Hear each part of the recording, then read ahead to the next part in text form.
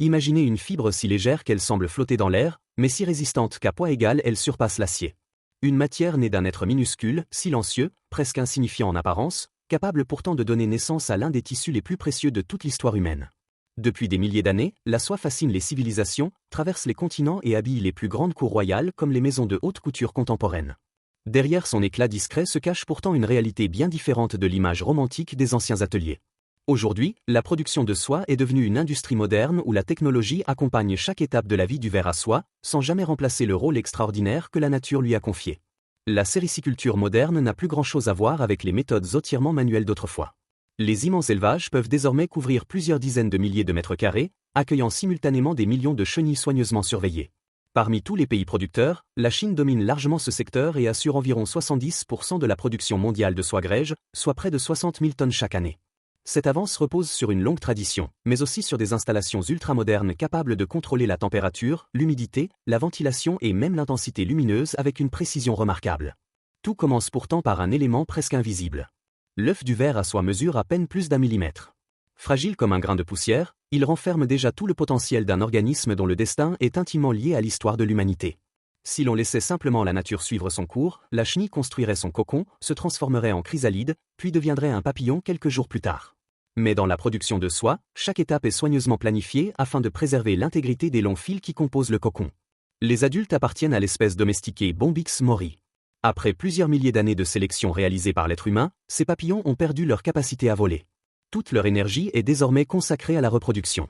Installés dans des plateaux individuels ou de grands cadres grillagés, ils évoluent dans un environnement calme, protégés des variations de température et des courants d'air. Quelques heures seulement après leur émergence, les mâles et les femelles s'accouplent. En moins de 2 jours, une femelle peut pondre entre 300 et 500 œufs. Au départ, ces œufs présentent une teinte jaune pâle. Lorsqu'ils deviennent gris, cela indique généralement qu'ils ont été fécondés avec succès. Les meilleurs lots sont ensuite conservés à basse température afin de ralentir leur développement jusqu'au moment choisi pour l'éclosion. Cette étape permet aux producteurs d'organiser précisément le calendrier d'élevage et de synchroniser la naissance de millions de chenilles. Lorsque le moment arrive, les œufs sont transférés dans des salles d'incubation où les conditions sont rigoureusement contrôlées. La température est maintenue autour de 24 à 25 degrés Celsius tandis que l'humidité atteint environ 80 à 85%. Après une dizaine de jours d'attente, de minuscules larves percent délicatement leur coquille. Leur taille est si réduite qu'elles ressemblent à de petits fils noirs en mouvement. Pourtant, au cours des semaines suivantes, leur poids sera multiplié par plusieurs milliers. Les jeunes chenilles sont délicatement réparties sur de larges plateaux d'élevage, parfois à une densité pouvant atteindre près de 2000 individus par mètre carré. Durant leurs premiers jours, elles nécessitent une attention constante. Des systèmes automatisés distribuent régulièrement de fines lamelles de feuilles de mûrier spécialement préparées. Ces feuilles constituent leur unique alimentation. Rien d'autre ne leur est nécessaire. Elles ne boivent même jamais d'eau directement. Toute l'humidité indispensable à leur organisme provient des feuilles elles-mêmes. Ce détail impose une règle essentielle. Avant d'être distribuées, les feuilles doivent être parfaitement sèches. Une simple humidité excessive peut favoriser l'apparition de maladies bactériennes ou fongiques capables de décimer une colonie entière en très peu de temps. Les producteurs récoltent donc les feuilles avec soin, généralement tôt le matin, puis vérifient leur état avant chaque repas. Cette vigilance permanente explique pourquoi la sériciculture demeure une activité exigeante malgré les nombreuses innovations technologiques. Pendant cette première phase de croissance, les chenilles mangent presque sans interruption. Leur corps s'allonge rapidement, mais leur peau ne peut pas suivre cette croissance continue. Elles traversent alors plusieurs mues successives. Avant chaque mue, elles cessent presque totalement de s'alimenter et restent immobiles durant plusieurs heures. Une nouvelle enveloppe plus grande se forme progressivement sous l'ancienne, qui finit par se fendre avant d'être abandonnée. Quelques instants plus tard, la jeune chenille reprend son repas avec un appétit encore plus impressionnant, comme si chaque pause annonçait une nouvelle accélération de son incroyable développement. À mesure que les jours passent, la croissance devient spectaculaire. Ce qui n'était qu'une minuscule larve se transforme rapidement en une chenille charnue, blanche et parfaitement adaptée à une seule mission, manger. Son organisme fonctionne presque comme une usine biologique. Plus de 80% de son temps est consacré à l'alimentation. Les feuilles de mûrier disparaissent à une vitesse impressionnante, transformées en énergie puis en réserves indispensables à la fabrication de la soie. Cette période correspond au stade d'élevage des grands vers à soie. Les besoins alimentaires explosent littéralement. Dans les immenses exploitations modernes, des équipes entières récoltent chaque matin des tonnes de feuilles fraîches. Les producteurs privilégient souvent les feuilles situées au milieu des branches, réputées pour leur équilibre entre fibres, protéines et humidité. Une fois transportées jusqu'au bâtiment d'élevage, elles sont soigneusement triées avant d'être réparties de manière uniforme sur les plateaux. Le nourrissage se répète 5 à 6 fois par jour. Dans certains élevages, des tapis roulants automatisés distribuent les feuilles avec une remarquable précision. Cette répartition régulière évite que les chenilles ne s'entassent au même endroit. Une densité excessive pourrait provoquer un manque d'oxygène, favoriser la propagation de maladies ou augmenter le risque d'écrasement. Chaque détail compte lorsque plusieurs millions d'individus grandissent simultanément sous un même toit. L'environnement reste lui aussi sous surveillance permanente. Des capteurs mesurent la température, l'humidité et la qualité de l'air à intervalles réguliers. De puissants systèmes de ventilation renouvellent l'atmosphère sans créer de courants d'air trop violents. Les plateaux sont nettoyés fréquemment afin d'éliminer les déjections et les restes de feuilles. Dans de nombreuses exploitations, une fine couche de chaux est également utilisée pour désinfecter certaines surfaces et limiter le développement de micro-organismes indésirables. Cette pratique, employée depuis longtemps, demeure aujourd'hui un complément efficace aux méthodes sanitaires modernes. Durant cette phase, les chenilles poursuivent leur dernière mue. À chaque changement de peau, leur taille augmente de manière spectaculaire. Depuis leur naissance, leur poids peut être multiplié par près de 10 000. Peu d'animaux connaissent une croissance aussi rapide sur une période aussi courte. Pourtant, malgré cette activité incessante, leur comportement reste étonnamment calme. Elles avancent lentement, cherchent la nourriture la plus proche et poursuivent inlassablement leur repas. À l'intérieur de leur corps, une transformation discrète est déjà en cours. Deux longues glandes séricigènes occupent une grande partie de leur abdomen. Elles produisent progressivement une protéine appelée fibroïne, véritable cœur de la future fibre de soie. Cette substance est ensuite recouverte d'une seconde protéine naturelle, la séricine, qui agit comme une colle protectrice. Ensemble, ces deux composants donnent naissance à un matériau exceptionnel. Léger, souple, brillant et particulièrement résistant, il continue d'étonner les scientifiques. Malgré les progrès réalisés dans les matériaux synthétiques, reproduire exactement la structure de la soie naturelle reste extrêmement difficile. Lorsque la chenille approche de la fin de sa croissance, son apparence change progressivement. Son corps devient légèrement translucide, son activité ralentit et son appétit diminue nettement. Les éleveurs savent alors qu'un moment décisif approche. Ils installent de grandes structures appelées cadres ou clés de montage, spécialement conçues pour offrir à chaque chenille un espace où construire son cocon. Presque aussitôt, les chenilles commencent à explorer leur nouvel environnement. Elles lèvent doucement la tête, cherchent un point d'appui puis entreprennent un mouvement régulier en forme de 8. Ce geste, répété des milliers de fois, permet de déposer un fil continu autour de leur corps. Peu à peu, une enveloppe protectrice prend forme. Vue de loin, cette activité ressemble à une immense chorégraphie silencieuse où des millions de petits bâtisseurs travaillent simultanément. Le fil qui sort de la filière située sous leur bouche est d'une finesse extraordinaire. Pourtant, il est continu. Selon les individus, un seul cocon peut contenir un filament atteignant parfois près d'1 kilomètre de longueur. Pendant 2 à 3 jours, la chenille tourne presque sans relâche, superposant délicatement chaque couche jusqu'à former un cocon compact, léger et remarquablement solide.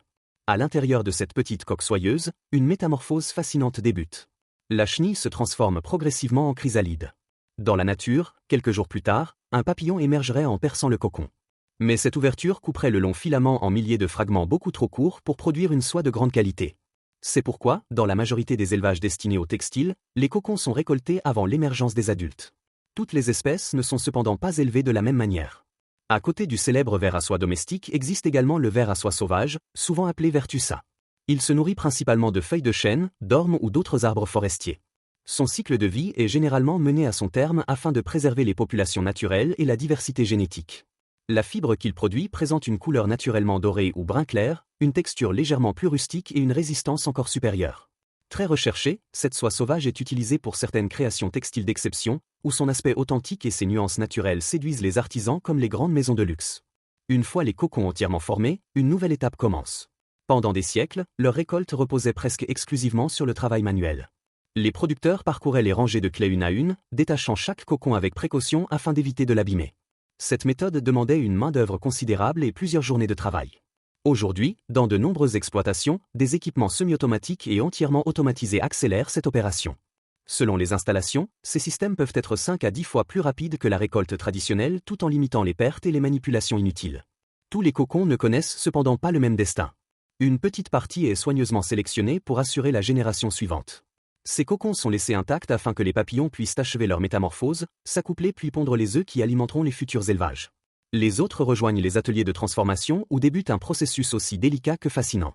La première opération consiste à trier chaque cocon selon plusieurs critères. Sa taille, son poids, sa forme, son épaisseur et même sa couleur sont examinés. Les cocons les plus réguliers sont réservés à la fabrication des soies les plus fines. Ceux présentant des irrégularités pourront être utilisés pour produire d'autres textiles, du filet de soie ou différentes applications industrielles.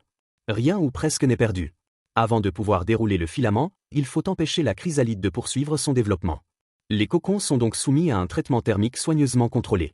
Cette étape stoppe naturellement la métamorphose tout en préservant l'intégrité du fil continu.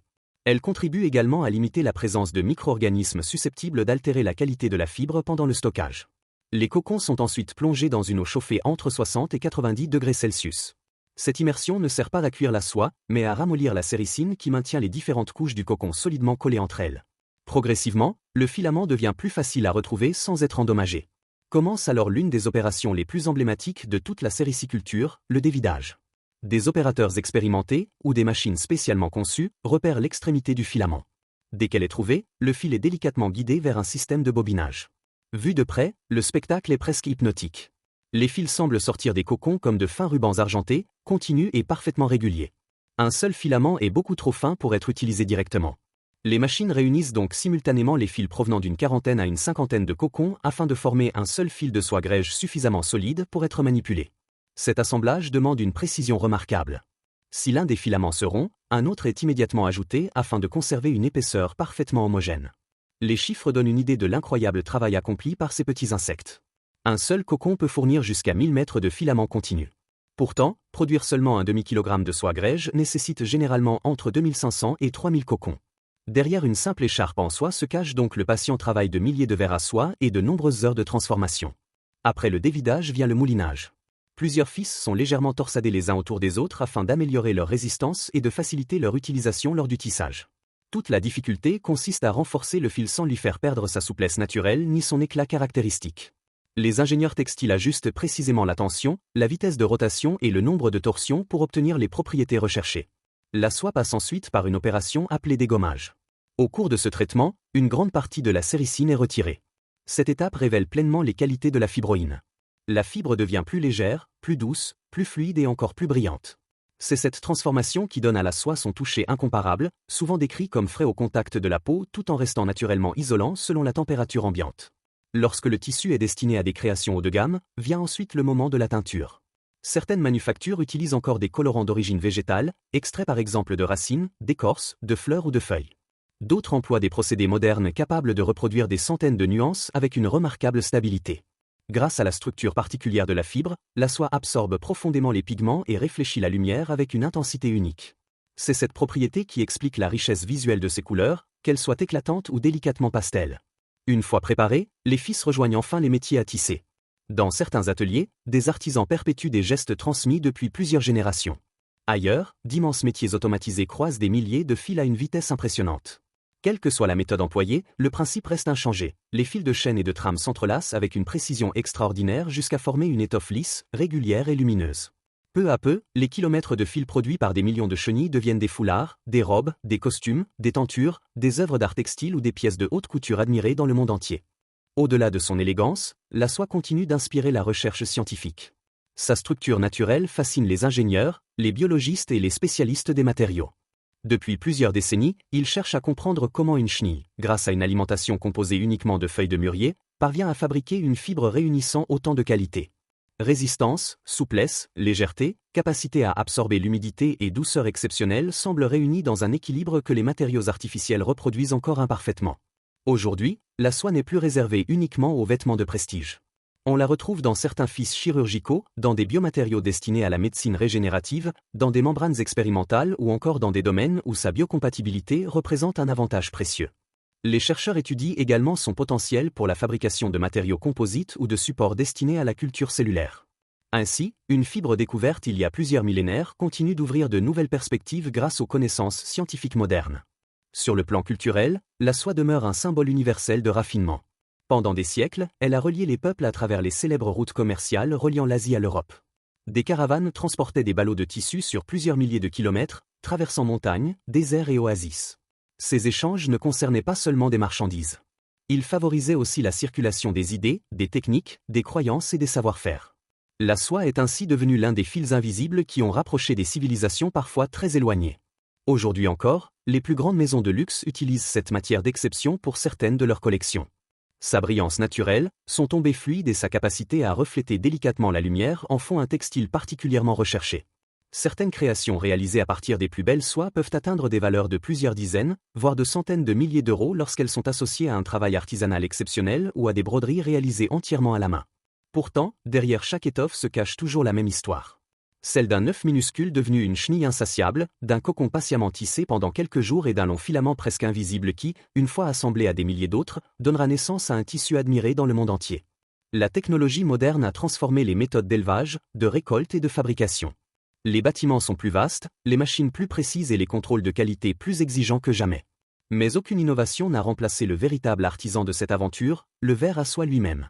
Cette collaboration entre la nature et l'ingéniosité humaine illustre parfaitement la manière dont un savoir-faire ancien peut évoluer sans perdre son essence. Chaque étape, depuis la sélection des œufs jusqu'au tissage final, repose sur un équilibre délicat entre observation, patience, précision et respect des propriétés naturelles de la fibre. C'est probablement cette alliance qui explique pourquoi la soie continue de traverser les siècles sans jamais perdre son pouvoir de fascination. Lorsque nous touchons un foulard, une robe ou une étoffe de soie, nous percevons rarement tout le parcours qu'elle a accompli. Derrière sa douceur se cachent plusieurs semaines d'élevage, des milliers de feuilles de mûrier consommées, des centaines d'interventions humaines et le travail minutieux de milliers de cocons. Chaque fil raconte silencieusement une histoire vieille de plusieurs milliers d'années, continuellement enrichie par les progrès de la science et de la technologie. Finalement, la soie nous rappelle qu'un organisme parmi les plus modestes peut produire l'une des matières les plus extraordinaires jamais utilisées par l'humanité. Dans un monde où l'innovation semble souvent synonyme de matériaux synthétiques et de procédés industriels complexes, le ver à soie démontre qu'une merveille naturelle peut encore dépasser bien des inventions modernes. Son œuvre, discrète mais exceptionnelle, continue de relier l'agriculture, l'artisanat, l'industrie, la mode, la science et le patrimoine culturel dans un même fil, aussi fin qu'étonnant. Et vous, en découvrant tout le voyage caché derrière un simple morceau de soie, regarderez-vous désormais ce tissu avec le même regard, ou imaginerez-vous chaque fois l'incroyable aventure de ce minuscule bâtisseur qui, depuis des millénaires, transforme quelques feuilles de mûrier en l'une des plus grandes merveilles du monde textile ?